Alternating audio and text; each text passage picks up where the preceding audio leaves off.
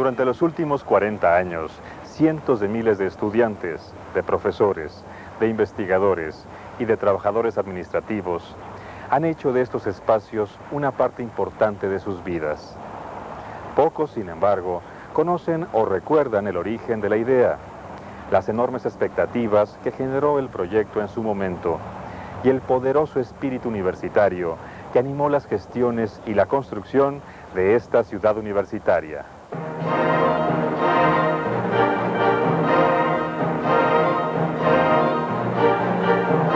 Alojadas en edificios de tradición histórica y magnitud arquitectónica, la mayor parte de las escuelas y facultades de la UNAM se ubicaban en el centro histórico de la ciudad. La rectoría, las dependencias administrativas y la Escuela Nacional Preparatoria se encontraban entre las calles de Justo Sierra y San Ildefonso. A una cuadra estaba la Escuela Nacional de Jurisprudencia. En la Plaza de Santo Domingo, la Escuela Nacional de Medicina.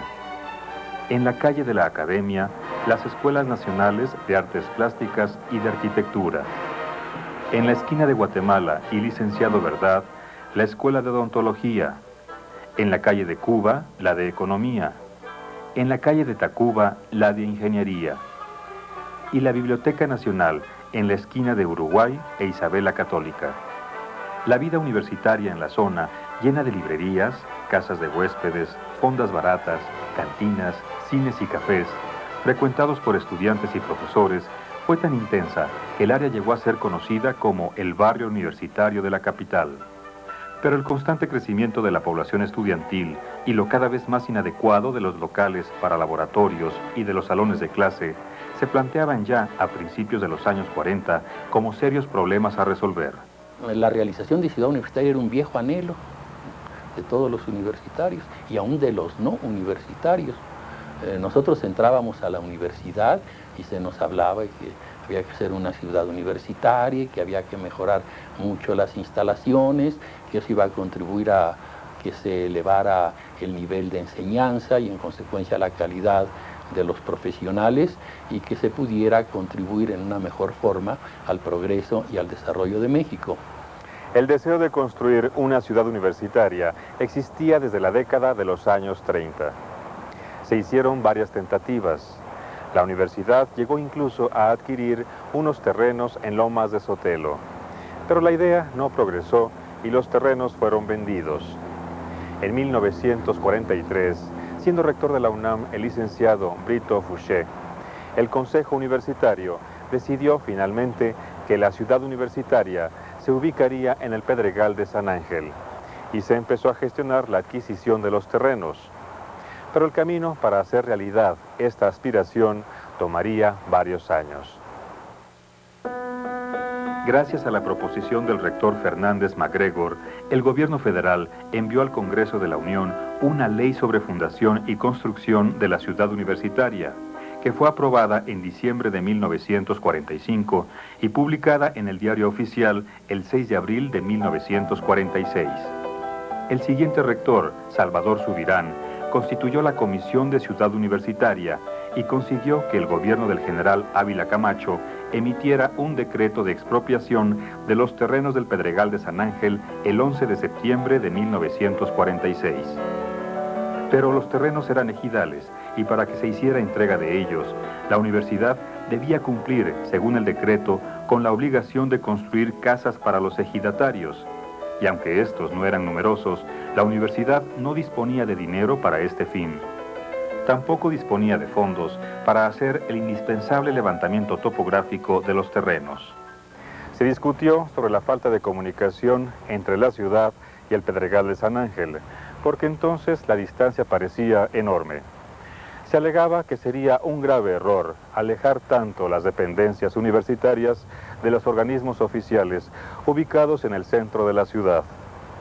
Se temió la deserción en masa de los profesores de jurisprudencia al alejarse de tal manera la Escuela de Derecho de los tribunales. Se pensó que era una incoherencia que la Escuela de Medicina estuviese lejos de los hospitales. Hubo incluso quienes se replantearon la conveniencia de construir una ciudad universitaria.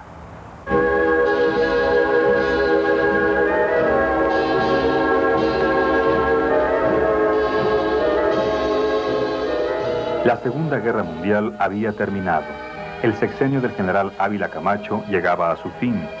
Se celebraron elecciones y por primera vez después de la Revolución de 1910, un civil, egresado de la Universidad Nacional, ocuparía la presidencia de la República. Aprovechando esta circunstancia, el rector Subirán se acercó en noviembre de 1946 al licenciado Miguel Alemán, presidente electo, y le planteó la empantanada situación en que se encontraba el proyecto para la construcción de la ciudad universitaria. El licenciado Alemán ofreció proporcionar los fondos necesarios para resolver el problema de los terrenos y le manifestó al doctor Subirán su gran interés en la realización de la obra. Este ofrecimiento y la seguridad del respaldo político disiparon las dudas de la comisión, que organizó de inmediato un concurso de anteproyectos del conjunto de la ciudad universitaria.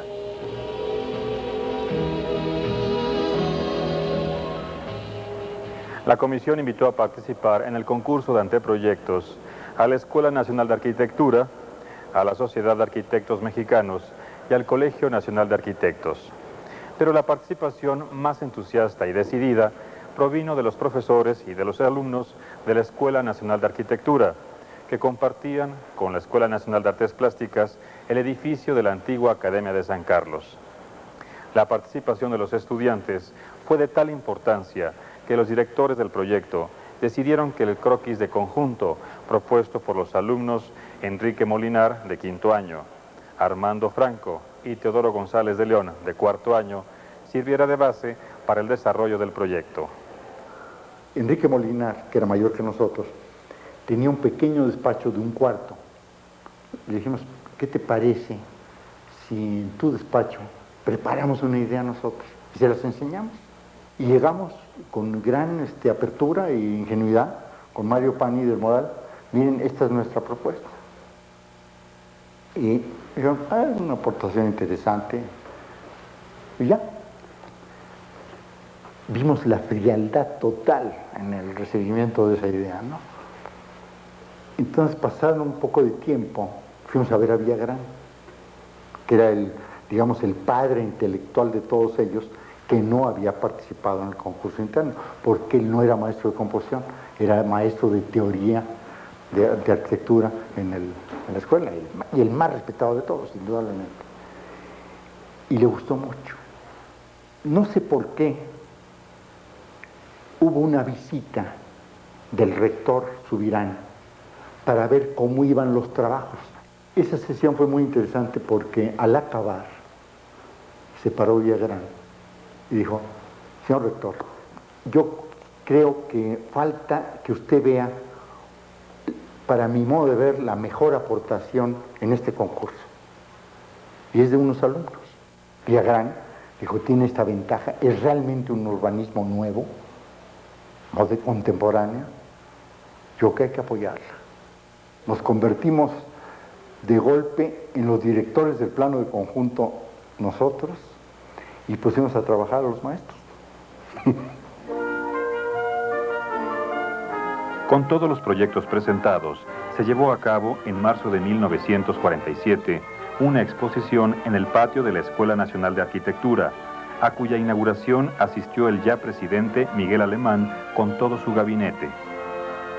El rector Subirán organizó una nueva comisión técnica directora que nombró a los arquitectos Enrique del Moral, Mario Pani y Mauricio M. Campos como directores y coordinadores del proyecto de conjunto, quienes organizaron numerosas juntas con diversas personalidades de la universidad para definir las ideas básicas del programa general y las necesidades particulares de cada uno de los edificios.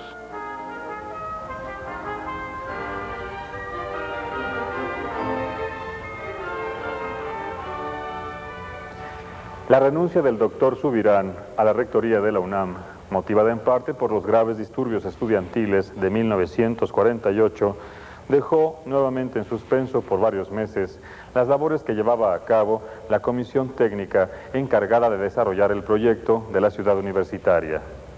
El 1 de junio de 1948, la Junta de Gobierno designó como nuevo rector al doctor Luis Garrido, pero debido a la intranquilidad que reinaba en la universidad, los trabajos de la comisión no se reanudaron hasta principios de 1949. Como el arquitecto Mauricio M. Campos falleció en marzo de ese año, solo quedaron como responsables de esa tarea los arquitectos Enrique del Moral y Mario Pani, quienes se dedicaron a acelerar la conclusión del plan maestro, apoyándose en un extenso grupo de asesores y arquitectos que se lanzaron a investigar las necesidades de cada escuela, facultad, instituto, oficina, laboratorio o jardín, y a proyectar cada uno de los edificios y espacios que debían construirse en la ciudad universitaria. Finalmente, las obras se iniciaron en octubre de 1949. Se empezaron a construir las casas de los ejidatarios, cuyos terrenos se habían expropiado. Se prepararon los terrenos para los campos deportivos y las terracerías de las primeras carreteras del sistema vial. Pero los trabajos se desarrollaban con gran lentitud debido, nuevamente, a la carencia de fondos suficientes. Para superar esta situación, el patronato universitario designó como presidente de ese organismo al licenciado Carlos Novoa, que en ese momento era director del Banco de México. El licenciado Novoa, destacado universitario, aprovechando su importante posición financiera y su cercana relación con el presidente alemán, logró que el gobierno federal aportara las cantidades necesarias para impulsar definitivamente la construcción de la ciudad universitaria a partir de marzo de 1950. Hay lugares sobre los que flota el espíritu, de buen aire y de hermosas salidas, como hace 7 siglos decía Alfonso el Sabio, que debieran ser los que se dedicaran a la enseñanza y al estudio. La lava muerta del Pedregal se transforma en obra viva del espíritu, la ciudad universitaria de México. Ya no podrá decirse que México es el país de las primeras piedras, sino de las grandes realizaciones como esta que anticipa las etapas en el destino de la patria.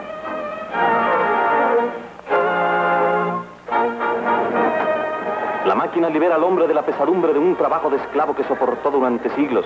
Las obras avanzan con un ritmo sin precedente en la historia de esta índole de construcciones y convierten rápidamente en realidad una vieja y querida ambición de la cultura. Las entrañas de la roca se abren bajo el impulso creador de la mano del hombre para que la tierra reciba esta fecunda simiente. Donde hace poco más de un año todo era piedra y yermo, florecen ahora los edificios del saber. Facultad de Ciencias e Institutos con su Torre de los Investigadores, la más alta estructura de concreto en México. Índice de la nueva etapa, síntesis y proyección del futuro, renacer de una patria, obra a la que el pueblo se identifica con férvido entusiasmo.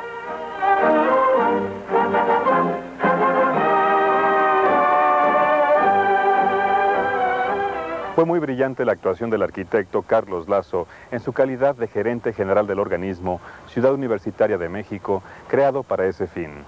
También fueron especialmente eficientes en su labor el ingeniero Luis Bracamontes, que estaba a cargo de la gerencia de obras, y el arquitecto Gustavo García Travesti, gerente de planes e inversiones, quienes lograron crear una verdadera mística universitaria de superación y eficiencia entre todos los que participaban en las obras, lo que permitió que éstas avanzaran con una inusual rapidez.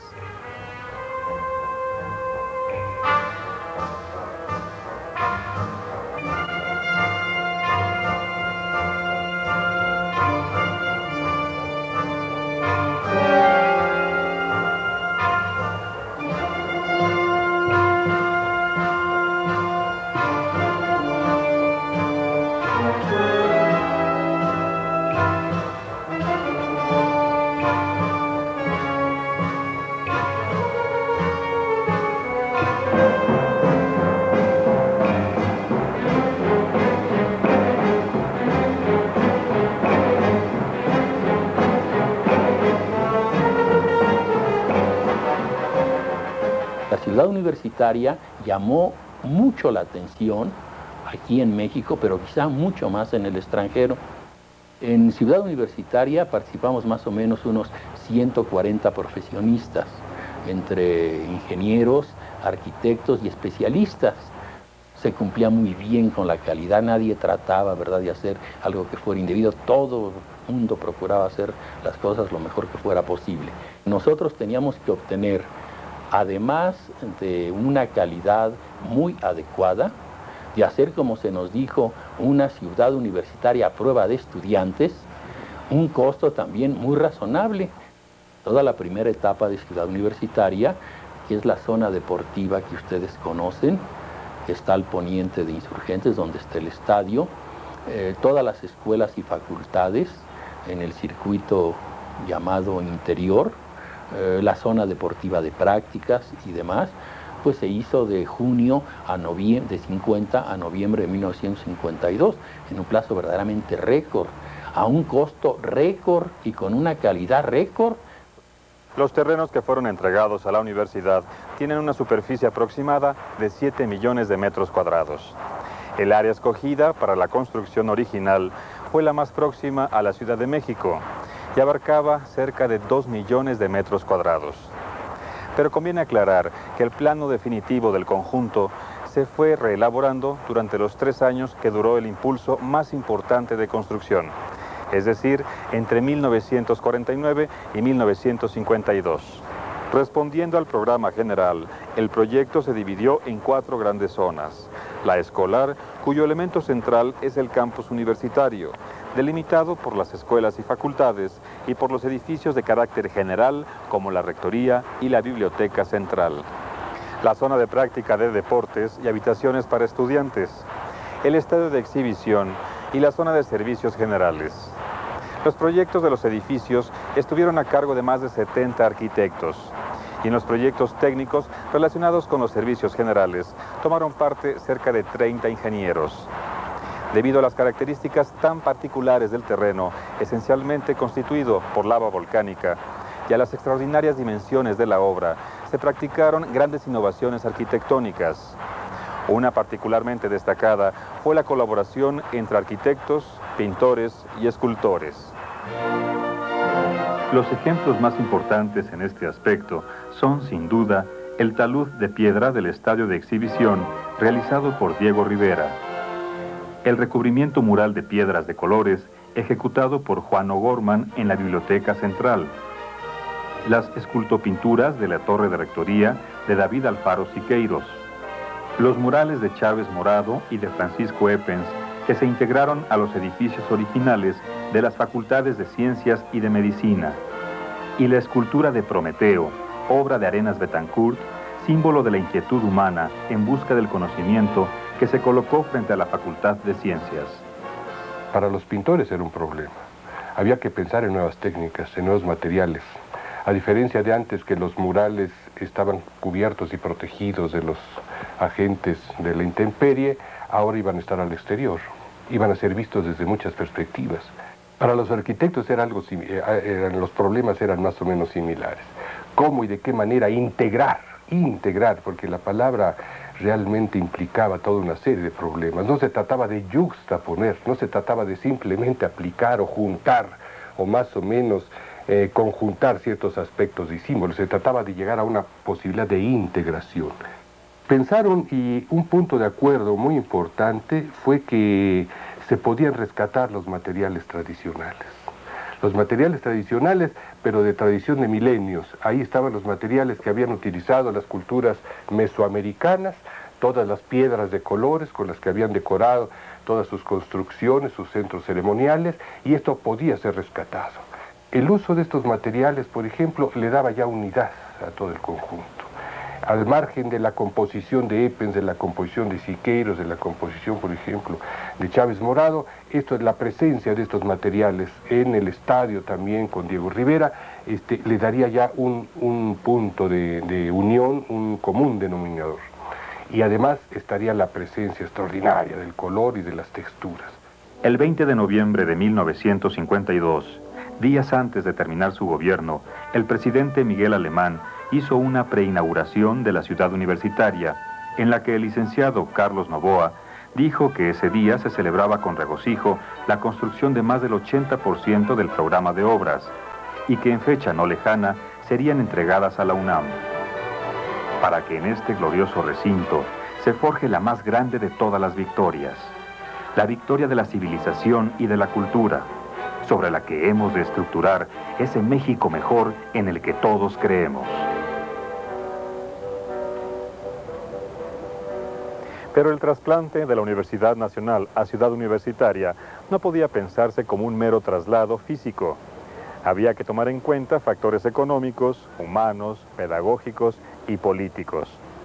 Al iniciarse la administración del presidente Ruiz Cortines, el programa de construcción siguió su curso, pero se le planteó a la universidad la alternativa distante de esperar hasta que el Estado le entregara una obra de tal magnitud, totalmente equipada y terminada, o la posibilidad de ir aprovechando parcialmente las instalaciones que permitían una ocupación inmediata. A finales de 1953, el rector Nabor Carrillo propuso sensatamente al Consejo Universitario apoyar esta última alternativa. El Consejo aceptó y la ciudad universitaria empezó a poblarse a partir de 1954. La primera en trasladarse fue la Facultad de Ciencias. Le siguieron ese mismo año la Escuela Nacional de Arquitectura y las Facultades de Filosofía y Letras y de Derecho, así como las Escuelas Nacionales de Economía y de Comercio y Administración. La gran aportación que Ciudad Universitaria ofrece es la ruptura con la tradición mexicana heredada de España en relación a la traza urbana. Es decir, la unidad urbana de Ciudad Universitaria es una unidad insólita hasta ese momento. Consiste en un gran espacio rodeado de un sistema vehicular que preserva la mayor parte del espacio para los peatones. Ciudad Universitaria sigue siendo una lección de desarrollo urbano porque, a diferencia de lo que sucedió con la ciudad madre, que la liquidamos en sus características ecológicas de presencia del agua, fundamentalmente de los lagos, Aquí ese mar extraordinario de lava propició el surgimiento de una relación inversa, una relación que consolidaba la creación de un espacio habitable en íntima relación con la naturaleza. Podemos imaginar que la vida en México empieza a los 40 años, si ahorita empezamos a tomar en serio esta lección de ciudad universitaria. La Ciudad Universitaria de México, una promesa que hacía sonreír a los escépticos, se convirtió a partir de 1954 en una realidad, gracias al fecundo espíritu universitario que sumó el esfuerzo de tantas voluntades por tantos años alrededor de una causa común. Una magna obra material, orgullo de los mexicanos al servicio de las más altas aspiraciones nacionales y humanas.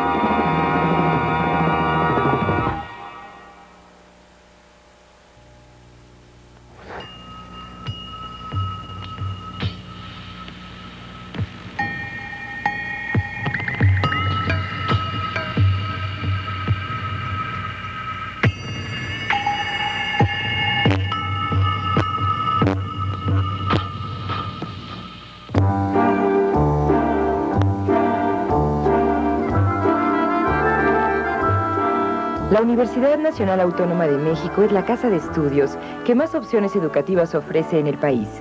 Diaria y sistemáticamente, los profesores e investigadores enseñan y difunden el conocimiento a cientos de miles de jóvenes estudiantes que acuden a sus aulas, laboratorios, talleres y bibliotecas. La función de enseñar y de divulgar el conocimiento en la UNAM se da en los diferentes niveles formales de bachillerato, licenciatura y posgrado, y también a través de tutorías y asesoramientos de trabajos o tesis. No se restringe a las aulas y los laboratorios, sino que se desarrolla además en prácticas de campo, conferencias y mesas redondas que forman parte del proceso de enseñanza.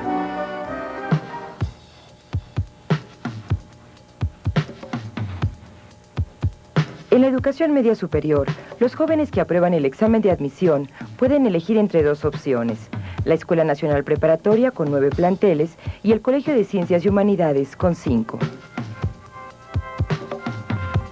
En el nivel de licenciatura, al que se ingresa también mediante el examen de admisión correspondiente, la universidad ofrece 68 carreras profesionales que se cursan en 15 facultades y 7 escuelas nacionales que emiten un promedio de 15.000 títulos anuales.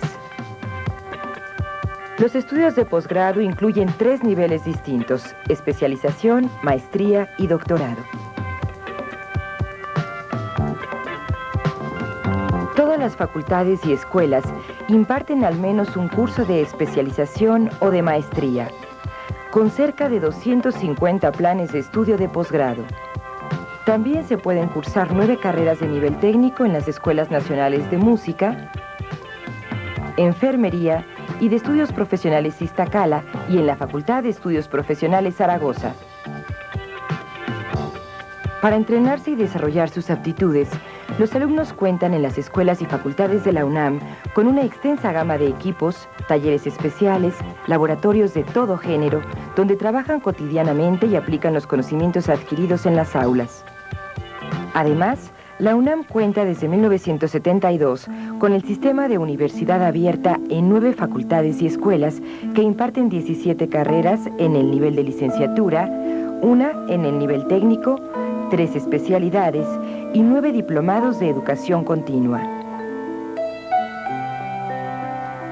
Un destacado ejemplo de la profunda vinculación que existe entre la enseñanza que se imparte en la UNAM y la sociedad que la rodea son las 15 clínicas odontológicas que dan servicio en Ciudad Universitaria y las 11 clínicas periféricas en el área metropolitana. En estas, maestros y estudiantes de la Facultad de Odontología atienden a un promedio de 1,5 millones de pacientes al año. A través de la Dirección General de Intercambio Académico, la universidad sostiene proyectos de colaboración con 60 universidades e instituciones de educación superior del país.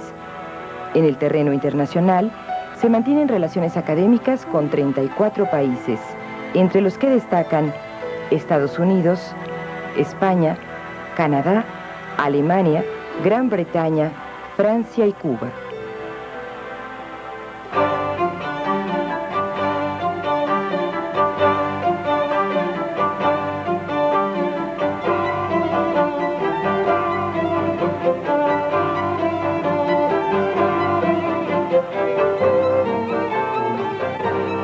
La generación de conocimiento propio posibilita en gran medida que un país sea capaz de desarrollarse en forma sostenida e independiente. Desde la década de los años 20, la UNAM ha venido desarrollando importantes labores de investigación científica. Esta tradición y el bagaje acumulado de conocimientos ha permitido el alto nivel de investigación hasta hoy alcanzado.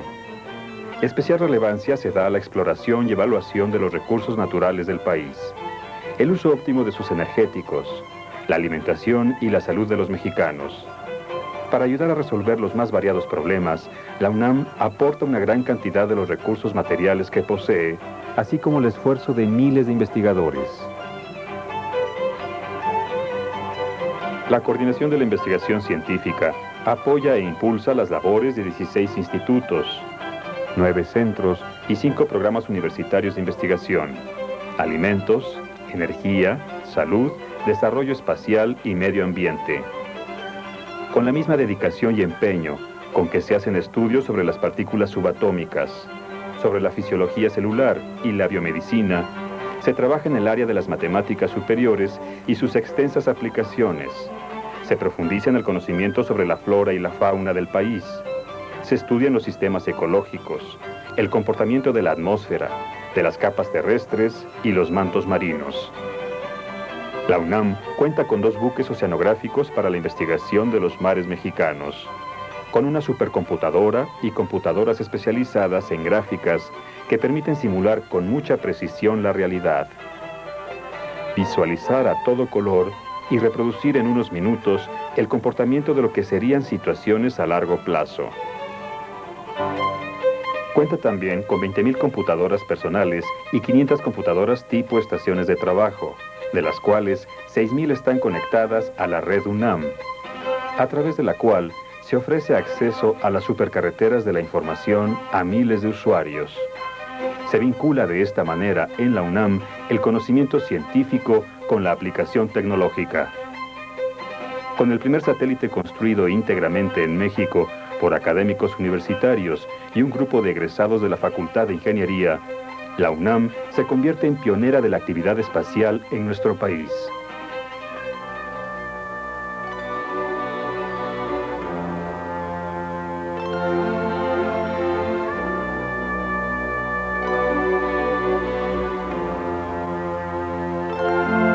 Para alentar la vocación y la curiosidad por la ciencia, un grupo de importantes investigadores universitarios generó el proyecto Universum, que cristalizó en el Museo de Ciencias de la UNAM, cuya función principal es poner al alcance de los niños y los jóvenes aquellos conocimientos que despierten su interés por el estudio de las ciencias.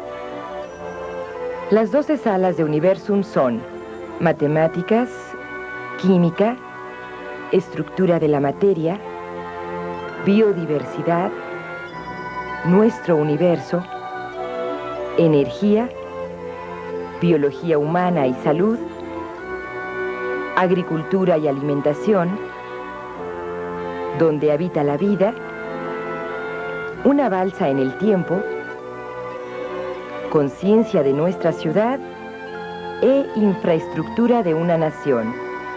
Con más de 450 equipamientos, la mayoría inventados y construidos por científicos universitarios y con gran variedad de actividades paralelas de índole científico-cultural, Universum se destaca ya como un espacio de divulgación científica de primer nivel, a la altura de los mejores del mundo.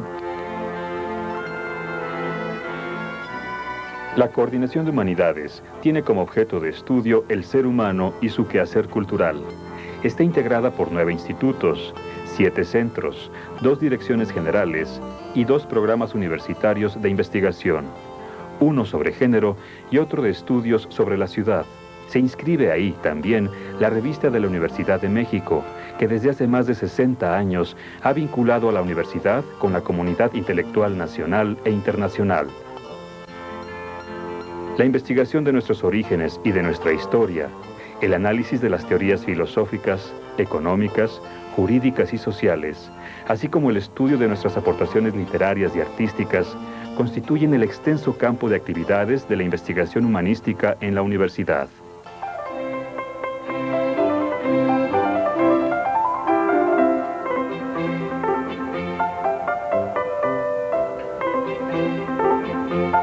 La publicación de libros y revistas ha sido parte fundamental en la divulgación de las humanidades, las ciencias y las artes en nuestro país.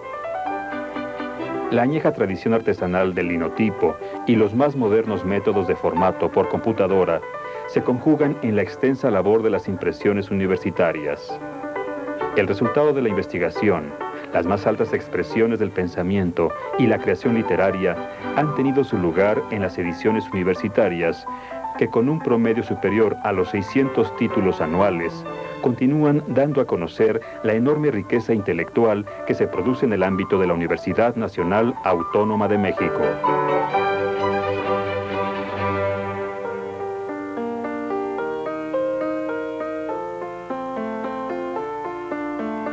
La calidad del personal académico de la institución se refleja en el hecho de que 1/3 de los integrantes del Sistema Nacional de Investigadores son parte de nuestra máxima casa de estudios.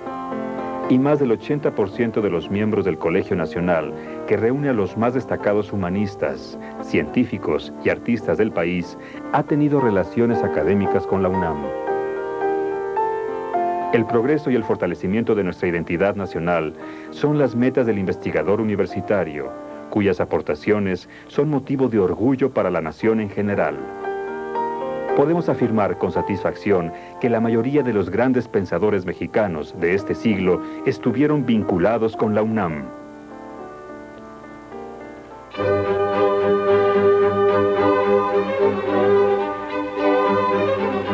La Universidad Nacional ofrece un festival cultural y artístico permanente para servir a la comunidad universitaria y a la población de todo el país. La Coordinación de Difusión Cultural de la UNAM cumple con la tarea de extender lo más ampliamente posible los beneficios de la cultura.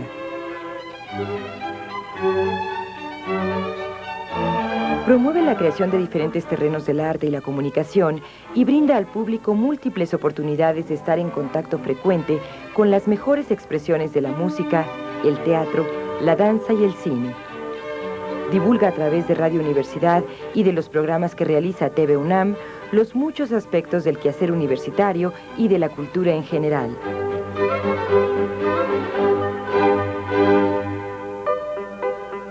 Imparte enseñanza de 14 lenguas extranjeras.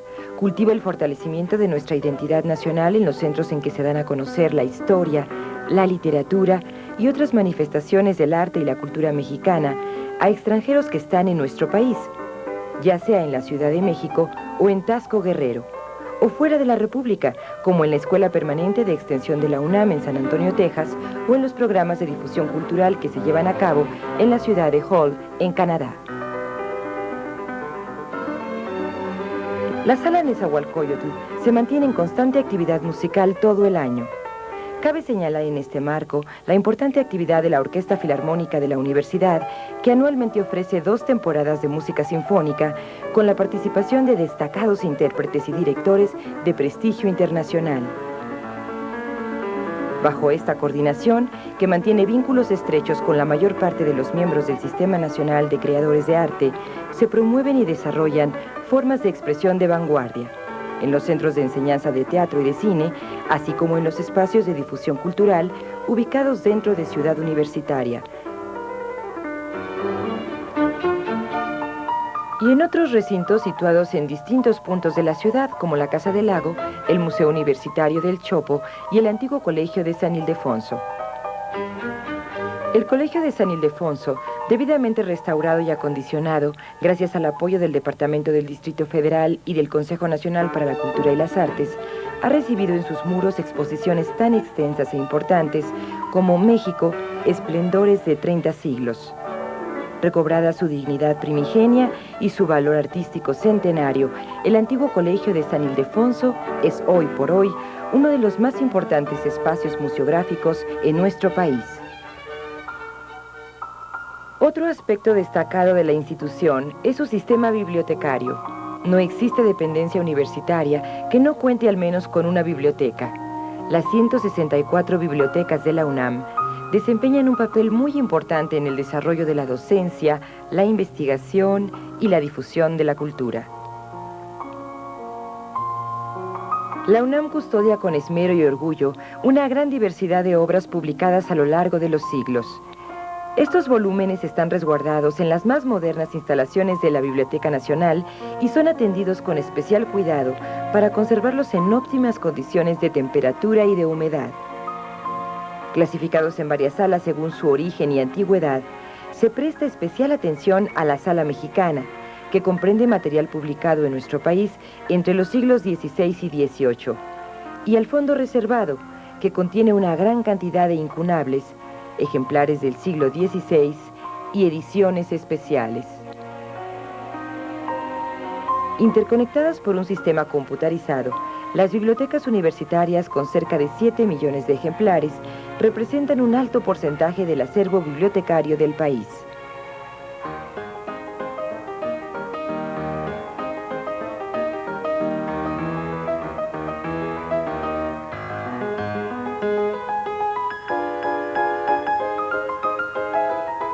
Entre los objetivos para los que la Universidad Nacional destina grandes esfuerzos, se encuentra el desarrollo del deporte.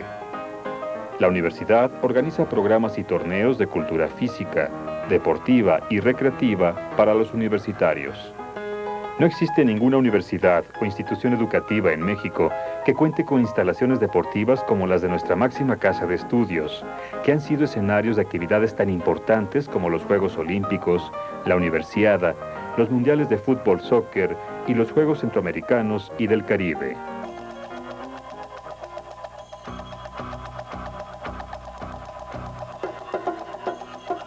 Integrada por varias instancias, la función administrativa de la UNAM está estructurada para proporcionar cauces que le permitan resolver los múltiples y complejos problemas a los que la extensa comunidad universitaria se enfrenta cotidianamente.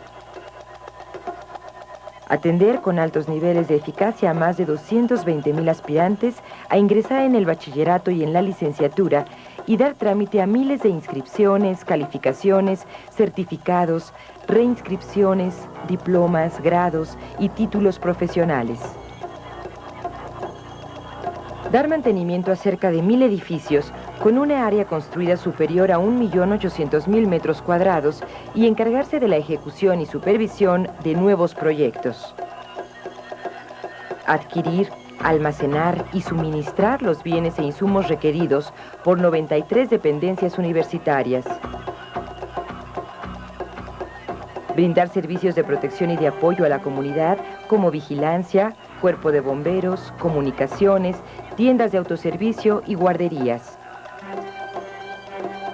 Aplicar programas para la salud, para el servicio social y de vinculación con los egresados son algunas de las múltiples tareas de respaldo a la función académica. Entre los esfuerzos de descentralización orientados a la creación de sedes foráneas y polos de desarrollo científico y tecnológico de excelencia, destaca el proyecto entre la UNAM y la Universidad Autónoma de Querétaro en Juriquilla, y en el que en una primera fase estarán ubicados por parte de la UNAM el Centro de Neurobiología, una subsede de Física Aplicada y Tecnología Avanzada del Instituto de Física, un grupo interdisciplinario de Ciencias de la Tierra y un grupo del posgrado de Arquitectura. Otro polo de desarrollo científico es el que se está construyendo en el municipio de Morelia, Michoacán, mismo que funcionará en amplia colaboración con la Universidad Michoacana de San Nicolás de Hidalgo y que contará en su primera fase con subsedes de los institutos de Astronomía, Biotecnología y Matemáticas y una más del Centro de Ecología.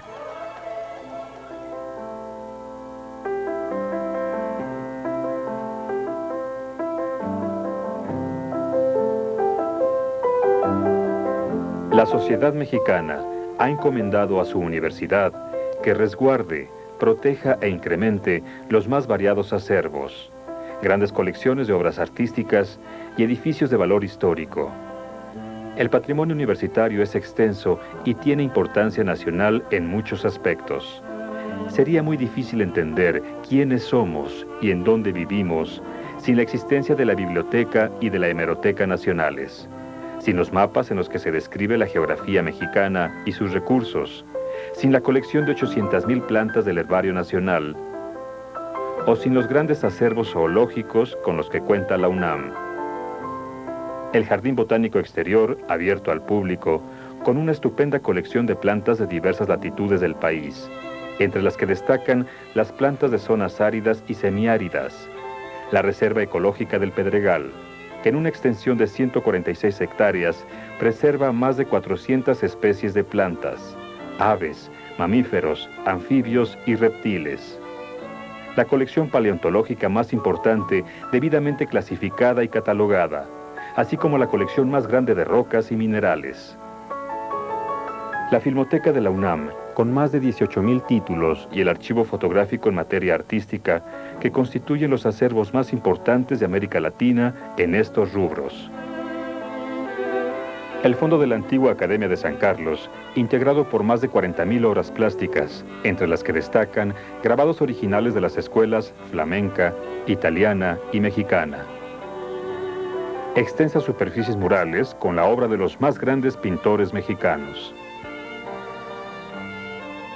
La UNAM pone especial atención en la restauración y mantenimiento de joyas arquitectónicas que en el pasado albergaron a nuestras escuelas y nuestras facultades, y que hoy son parte del legado cultural de los mexicanos. Sin embargo, el patrimonio más importante de la UNAM ha sido y sigue siendo el de sus recursos humanos. 22 campus distribuidos en los más diversos lugares de la zona metropolitana acogen a más de la mitad de la población de nuestra máxima casa de estudios, cuyo campus mayor es el de Ciudad Universitaria. Desde el Observatorio Astronómico de San Pedro Mártir y las instalaciones del Instituto de Física en Ensenada, Baja California Norte, pasando por la Estación Regional de Geología en Sonora, por el Instituto de Ciencias del Mar y Limnología en Mazatlán, Sinaloa, por las estaciones del Instituto de Biología en Chamela, Jalisco, y Los Tuxtlas, Veracruz, por las instalaciones de 5 institutos y centros de investigación en Cuernavaca, Morelos, hasta la estación Puerto Morelos, en Quintana Roo, Prácticamente no hay estado de la República en el que no haya una dependencia universitaria. Por su historia secular, por su señalada presencia a lo largo y ancho del territorio nacional y más allá de sus fronteras, por la insospechada riqueza de sus múltiples acervos, por la formación de los profesionales que han construido este país y sobre todo por el papel protagónico que ha desempeñado en el conocimiento y difusión de la ciencia y de la cultura, la Universidad Nacional Autónoma de México es sin lugar a duda el proyecto cultural más importante de México en este siglo.